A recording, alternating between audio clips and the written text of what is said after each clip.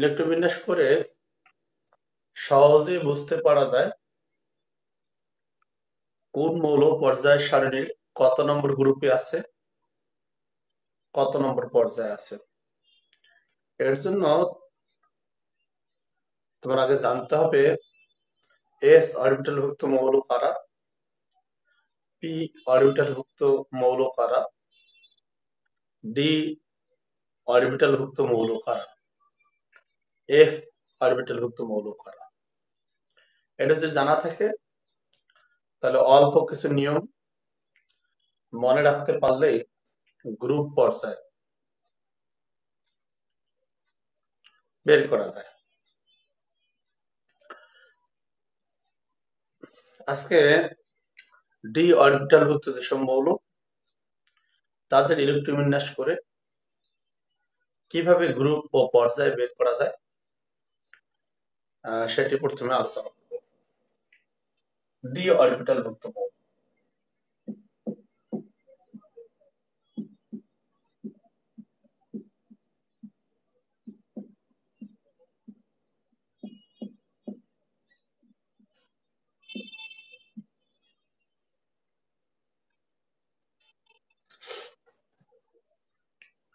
সাধারণত যেসব মৌলের ইলেকট্রন বিন্যাস করলে সর্বশেষ ইলেকট্রনটি ডি অরবিটালে থাকে তাকে ডি অরবিটালভুক্ত মৌল বলে।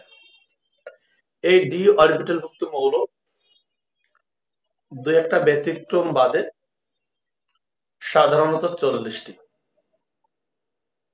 এদের ইলেকট্রন বিন্যাস করলে অবশ্যই সর্বশেষ ইলেকট্রনটি ডি অরবিটাল আছে। সেগুলো কারা মৌল? সেগুলো আছে গ্রুপ 3 থেকে গ্রুপ 3 স্ক্যান্ডিয়াম থেকে শুরু। গ্রুপ 3 এর 4টা মৌল আছে, স্ক্যান্ডিয়াম, ইউটেরিয়াম, ল্যান্থানাম, অ্যাক্টিনাম।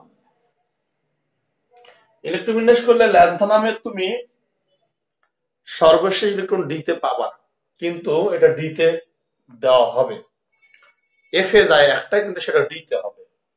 অ্যাক্টিনিয়াম এটাও তুমি ডিতে পাবা না, সর্বশেষ ইলেকট্রন। এগুলো ব্যতিক্রম, এগুলো ডিতে দেওয়া হয়। এই হচ্ছে 4টা, গ্রুপ 3। গ্রুপ 4 টাইটেনিয়াম দিয়ে শুরু, এত আছে 4টা।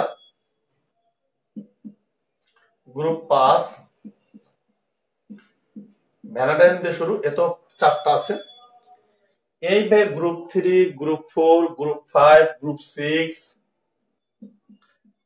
গ্রুপ 7,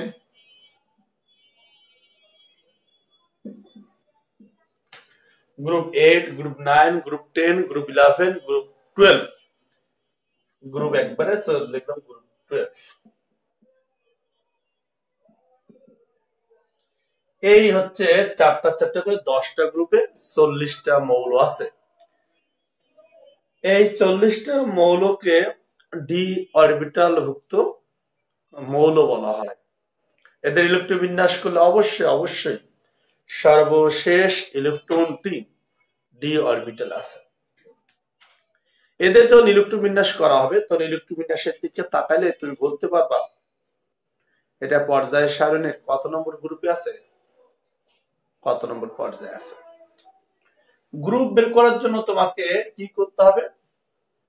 গ্রুপ বের করার জন্য সর্বশেষ এস আর সর্বশেষ ডি, এই যে সর্বশেষ এস সর্বশেষ ডিতে যে ইলেকট্রন থাকবে এই ইলেকট্রন হচ্ছে তার গ্রুপ।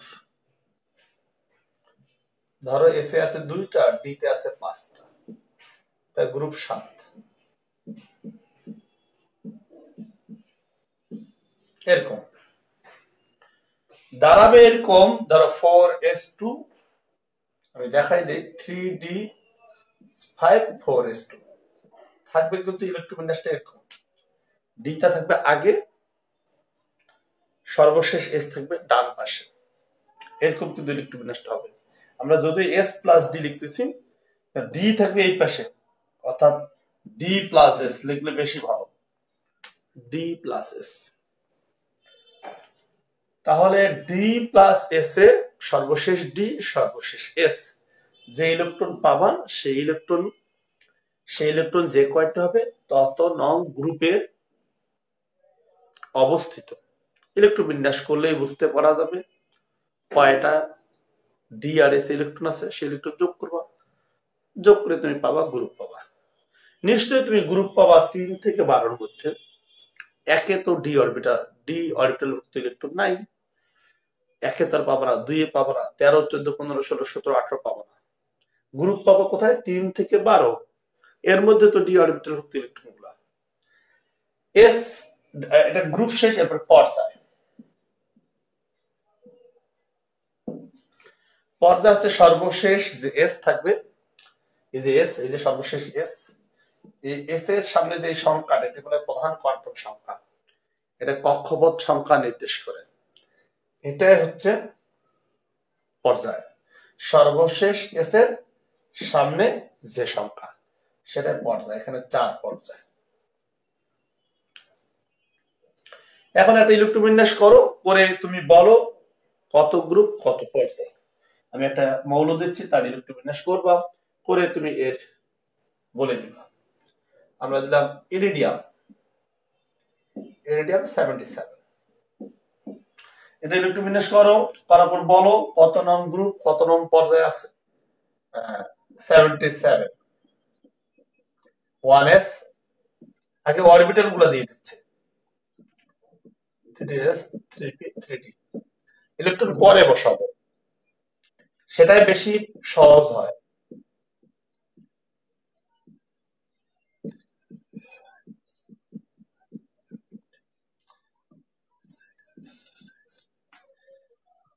দেখো আমি এখন ইলেকট্রন বসাবো, যেহেতু 77, প্রথমে এস এস দিয়ে দিই, এস এস, তারপরে পিএস,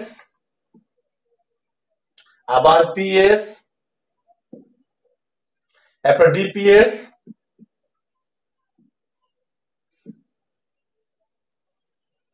আবার ডিপিএস,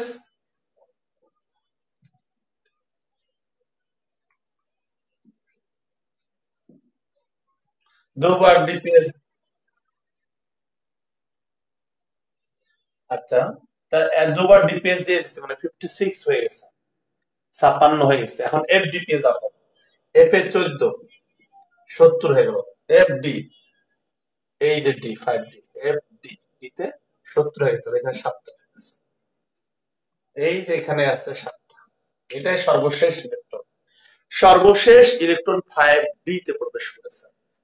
তা 5d তে, এটা শেষ ডি, 5d তে 7টা ইলেকট্রন আছে, আর 6s এ আছে 2টা। 5d তে 7টা, 6s এ 2টা, তাহলে ইলেকট্রন দাঁড়ালো, আমরা বলছিলাম ডি প্লাস এস, ডি তে 7 আর এস এ 2, 9টি ইলেকট্রন, তাহলে এটা গ্রুপ 9, গ্রুপ 9। পর্যায় সর্বশেষ এস এর কোয়ান্টাম সংখ্যা, এটাই পর্যায়, পর্যায় 6, পর্যায় 6 গ্রুপ 9। তাহলে ডি অরবিটাল ভুক্ত মৌলগুলোর ইলেকট্রন বিন্যাস করে গ্রুপ ও পর্যায় নির্ণয়, এটা নিশ্চয়ই তোমার আর প্রবলেম হওয়ার কথা না।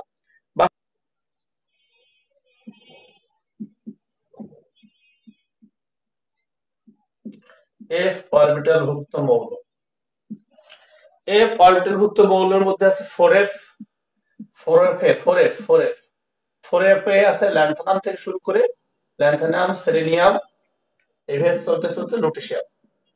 তো ল্যান্থানাম যদিও এফ এর মধ্যে ইলেকট্রন আছে, কিন্তু এটা ডি তে দেওয়া হয়েছে, ইলেকট্রনটা এফ থেকে ডি তে ট্রান্সফার করে ডি অরবিটালের মধ্যে ফেলানো হয়েছে। ল্যান্থানাম থেকে লুটেশিয়াম পর্যন্ত এখানে 15টা আছে, তবে ল্যান্থানামটা ডি তে ফেলানো হয়েছে। সেলেনিয়াম থেকে লুটেশিয়াম এখানে 14টা আছে।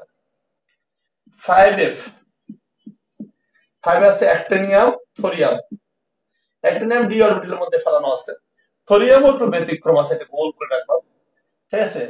এরপর একদম লরেন্সিয়াম পর্যন্ত, ঠিক আছে। এগুলো হচ্ছে এফ অরবিটাল ভুক্ত মৌল। এদের ইলেকট্রন বিন্যাস করলে সর্বশেষ ইলেকট্রনটি এফ অরবিটালে থাকে। থোরিয়ামের পরে মনে আছে পিটি, এটা হচ্ছে 91তম মৌলিক পদার্থ প্রোটেক্টিনিয়াম, অ্যাক্টিনিয়াম, থোরিয়াম, প্রোটেক্টিনিয়াম। এইগুলা হচ্ছে তোমার এফ অরবিটালভুক্ত মৌল। এদের ইলেকট্রন বিন্যাস করলে সর্বশেষ ইলেকট্রনটি এফ অরবিটালে থাকে।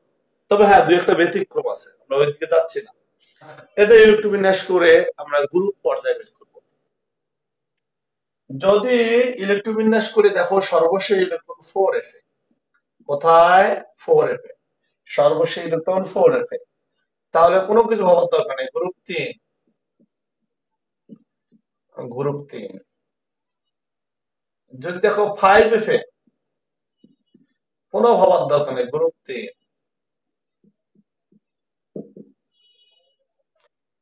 তাই ইলেকট্রন 4f এ থাকলে গ্রুপ 3, 5f এ থাকলে গ্রুপ 3।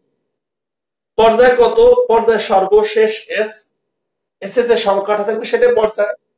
এখানে পর্যায় আসে 6, এখানে পর্যায় আসে 7, আসবে ইলেকট্রন বিন্যাস করলেই পাবো। তাহলে এই হচ্ছে অবস্থা। এটার নিয়মটা কি? নিয়ম হচ্ছে 4f এ থাকলে গ্রুপ 3, পর্যায় 6। অথবা পর্যায় নিয়ম তো একই, সর্বশেষ এস এর সামনে যে সংখ্যাটি থাকবে সেটাই পর্যায়। একবার 6 বাবা।